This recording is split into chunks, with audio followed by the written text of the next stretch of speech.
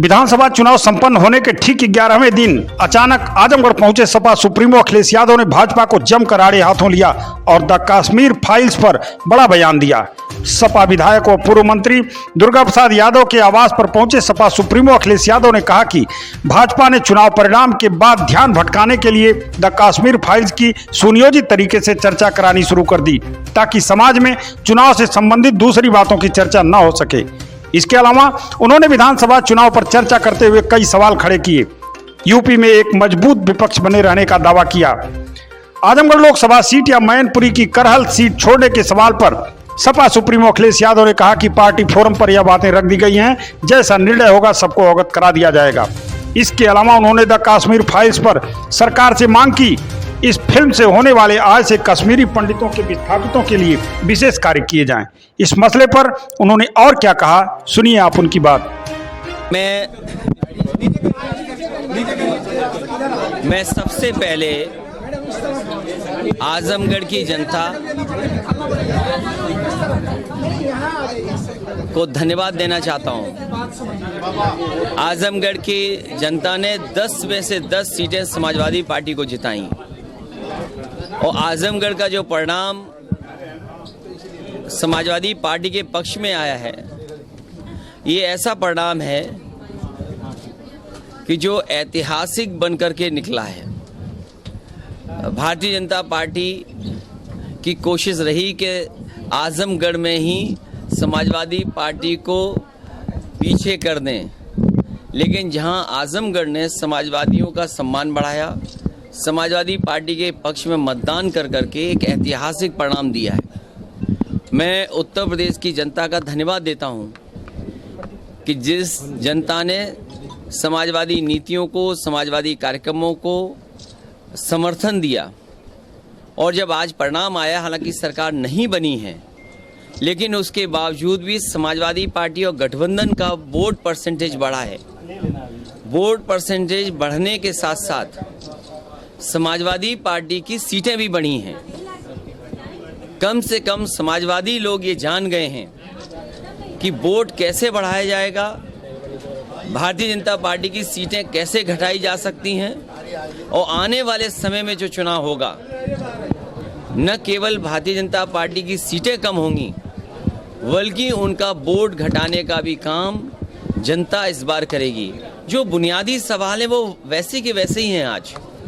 आज जब हम और आप बातचीत कर रहे हैं, उस समय डीजल की कीमत बढ़ गई है।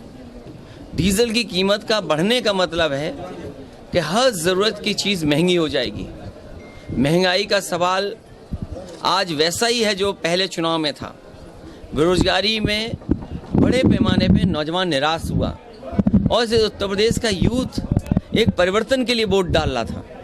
यूथ चाहता था कि नई सरकार बनेगी तो नई तरीके से काम होगा, उनको रोजगार, नौकरी मिलेगी। जो आज के बदलाव हैं उनको समझते हुए समाजवादी पार्टी ने अपने मैनिफेस्टो तैयार किया था। और अगर मैनिफेस्टो आप देखेंगे, उसमें आईटी के सेक्टर में कैसे नौकरी मिलेगी, स्मॉल स्केल इंडस्ट्री या मीडियम स्केल इंडस्ट्री को कैसे बढ़ावा देंगे, इन्वेस्टमेंट कैसे आएगा, इंफ्रास्ट्रक्चर कैसे बनेगा, इन तमाम चीज़ों को रखा इसलिए गया था कि जिससे आने वाली पीढ़ी को रोजगार मिल सके, नौकरी मिल सके। और यहाँ तक कहा गया था कि सरकारी विभाग में जो पिछले 5 साल में नौकरी नहीं दी गई थी, जो स्थान नहीं भरे गए थे, वो लगभग 11 लाख हैं। उन 11 के 11 लाख पदों को भरा जाएगा।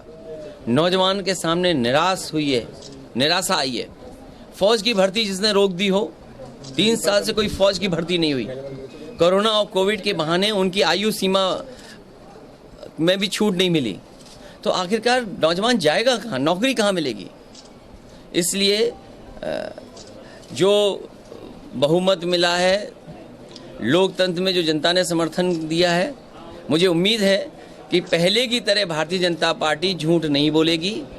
जो उन्होंने संकल्प पत्र जारी किया था पहले, वो भी अधूरा छोड़ा। अब जो संकल्प पत्र लाए हैं वो कब पूरा होगा, तो उनकी जिम्मेदारी ये बनती है कि पुराने संकल्प पत्र में जो चीज़ें छूट गई थी उनको पूरा करना। और अब जो जनता के बीच में समाजवादी पार्टी और गठबंधन हारा नहीं है, समाजवादी पार्टी और गठबंधन का वोट बढ़ा है, सीटें बढ़ी हैं और कम से कम आने वाले समय में समाजवादी पार्टी और गठबंधन मिलकर के भारतीय जनता पार्टी को और नीचे ले जाएगा। बहुमत से क्यों दूर रहे, इस पर कुछ विचार हो? देखिए, अलग अलग जगह अलग अलग समीक्षा है, लेकिन समीक्षा न हो, उत्तर प्रदेश के चुनाव पे बहस न हो, इसलिए वो कश्मीर फाइल्स लेके आ गए। कश्मीर फाइल्स इसलिए लेकर के आए कि उत्तर प्रदेश के चुनाव में जो जो हुआ है उस पर बहस न हो, समीक्षा न हो, क्योंकि जनभावना कुछ और थी, जनता कुछ और सोच रही थी, लेकिन परिणाम कुछ और आया।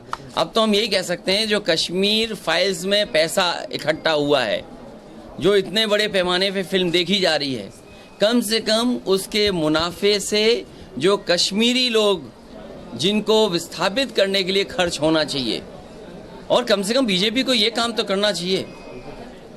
बीजेपी जब इतना प्रचार कर रही है, इतना आगे बढ़ा रही है कश्मीरी फाइल्स को लेकर के, तो उससे कमाए हुए पैसे से कश्मीरी पंडितों का विस्थापन होने का काम भी होना चाहिए। और कम से कम ऐसी कमेटी बननी चाहिए जिसमें पार्टी के पॉलिटिकल लीडर्स ना हो।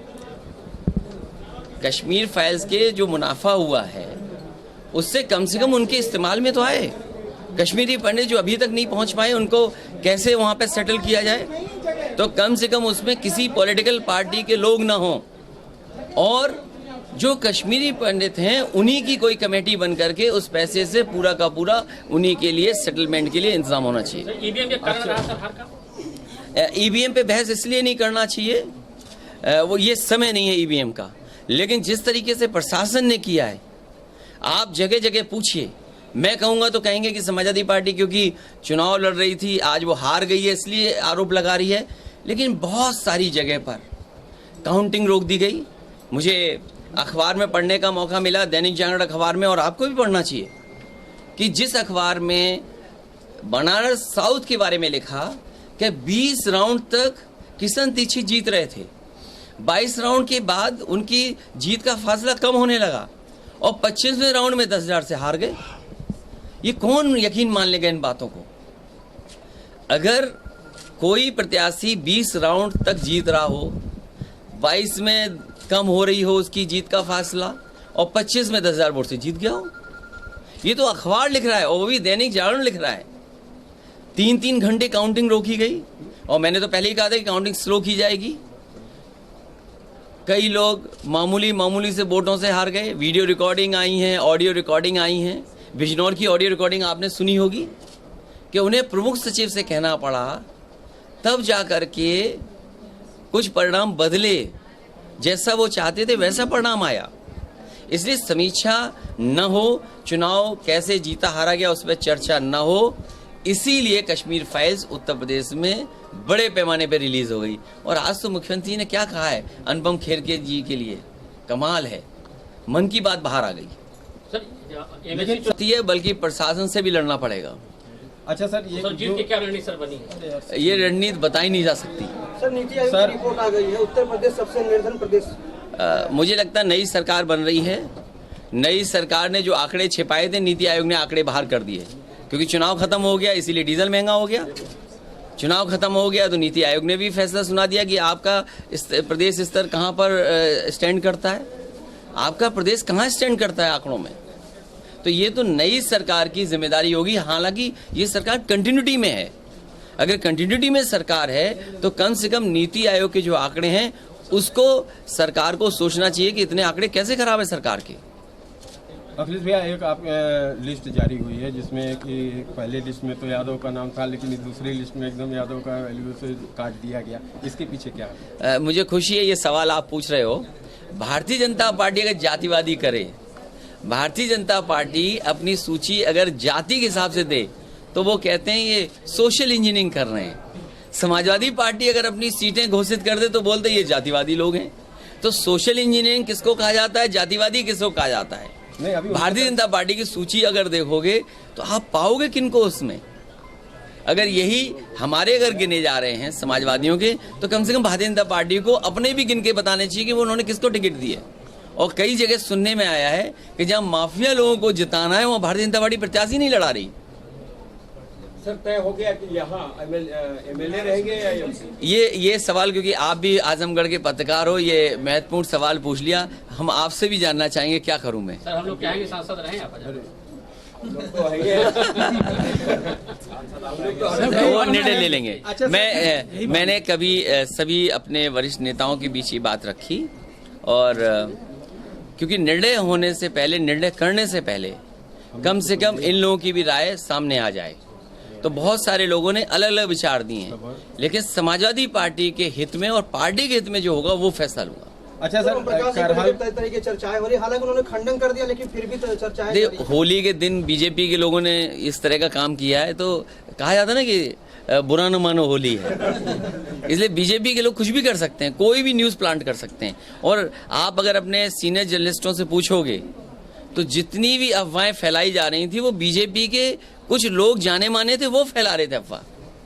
लेकिन ओम प्रकाश जी का जो रिकॉर्ड रहा, ट्रैक रिकॉर्ड, वो पूरी टिकते नहीं जगह है। तो लेकिन कम से कम ओम प्रकाश राजभर जी समाजवादी पार्टी के साथ डटे हुए हैं, इस बात के लिए आपको बधाई देनी चाहिए। तो सर 2024 का चुनाव साथ लड़ेंगे दोनों मिलकर? आने वाले समय में जितने भी गठबंधन हमारे साथी हैं, सब साथ रहेंगे। अच्छा, और समाजवादी पार्टी की कोशिश होगी कि हर वर्ग को और जोड़ें।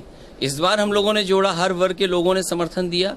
आने वाले समय में और हम लोग जोड़ करके कम से कम पार्टी का परसेंटेज ऑफ वोट कैसे और बढ़े, आगे ले जाएंगे। सर, जो पिछला आपका बयान था जिसमें आपने कहा था कि पश्चिम में हमारा काफी रहा समर्थन, आप नतीजों को देखोगे, 1 लाख वोट पा करके आप मुरादाबाद का देखिए, 1,47,000 वोट पाने वाला, काउंटिंग रोक दी गई 2.5 घंटे, उसके बाद 700 से दूसरे प्रत्याशी को जिता दिया गया। नेटौर का आप देखिए, आप धामपुर का रिजल्ट देखिए। तो मैं कई ऐसे परिणाम बता सकता हूं कि परिणाम क्या हुए हैं वहां पर। ओबीसी फैक्टर भी सर काम किया है क्या? देखिए, स्वाभाविक है, कोई प्रत्याशी किसी पार्टी का लड़ेगा तो कुछ न कुछ वोट पाएगा। सवाल वो नहीं है, सवाल ये कि बहुजन समाज पार्टी क्या कर रही थी। बाबा साहब भीमराव अम्बेडकर जी के सपना क्या था कि संविधान बचे। बाबा साहब का सपना क्या है कि लोकतंत्र से हमारा देश चले, संविधान से देश चले। उन्होंने क्या किया? सुनने में तो ये आ रहा है कि बहुजन समाज पार्टी ने अंदर ही अंदर बीजेपी से हाथ मिला लिया। इसलिए समाजवादियों को, जो हर मौके पर मैंने कहा कि समाजवादियों को अब अम्बेडकर वादियों को साथ लेना पड़ेगा और अम्बेडकर वादियों को साथ जोड़ करके एक नई लड़ाई लड़नी पड़ेगी। तो ओवैसी जी को लेकर क्या कहना है आपका? नहीं, वो देखिए, स्वाभाविक है, किसी पार्टी, देखिए लोकतंत्र है, हर दल लड़ेगा और लड़ता है दल, स्वाभाविक है कुछ वोट भी पाएगा। लेकिन सवाल वो नहीं है, सवाल दूसरा है। तो सर 2024 में कुछ नए नहीं, लेकिन जैसे कई नेता शिवसेना के संजय राउत ने कहा कि हरा दिया उन्होंने, बीजेपी जिता दिया। मैं उस बहस में नहीं पढ़ना चाहता हूं। बहस केवल इतनी है कि उत्तर प्रदेश का चुनाव, उत्तर प्रदेश के चुनाव के जो परिणाम आए उन पर बहस न हो, इसीलिए कश्मीर फाइल्स रिलीज कर दी गई। तो 2024 में अच्छा, क्या अगले कश्मीर फाइल्स जो दिखाई गई है, क्या आप उससे वास्ता नहीं रखते?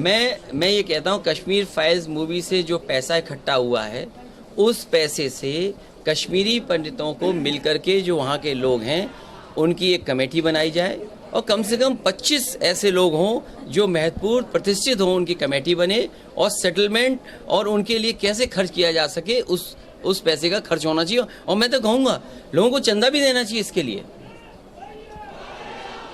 तो फिल्म को आप सही मानते हैं कि ये फिल्म? मैं आपसे उस बहस में नहीं बना, जो पैसा इकट्ठा हो गया है उससे कश्मीरी पंडित लोगों को, कश्मीरी लोगों को सेटल करने के लिए खर्च होना चाहिए और सरकार को भी आगे आना चाहिए। अगर टैक्स के माध्यम से 100, 200, 300 करोड़ रुपए इकट्ठा हुआ है तो सरकार भी अपना पैसा लगाए कुछ और।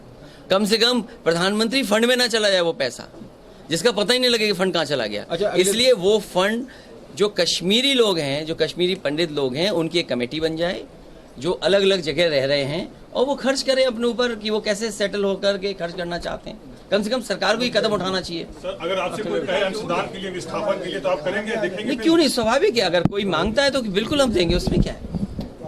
और मैं तो एक अच्छा सुझाव दे रहा हूँ, सरकार को ये मानना चाहिए कि इतना पैसा इकट्ठा हुआ है तो वो कम से कम उनके लिए खर्च तो हो। अच्छा, अखिलेश भैया, एक और सवाल अंतिम ही सुन। जो आपने ये कहा था कि बड़े दलों से समझौता का अनुभव अच्छा नहीं था, देखिए फिर वो आपने समय नहीं आया है, छोटे दलों से आपने अनुभव किया। वो समय नहीं आया आगे है भी कि अभी 24 गठबंधन हो कि नहीं हो।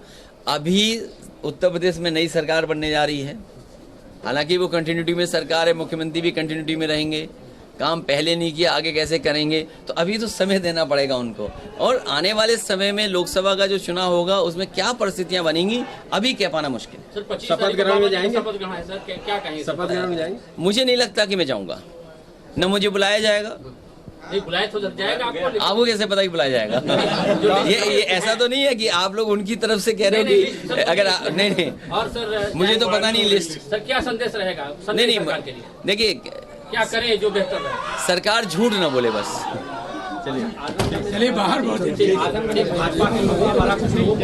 हाँ ये सही है, ये कम से कम अन्याय ना हो, ये नौजवान सही कह रहा है।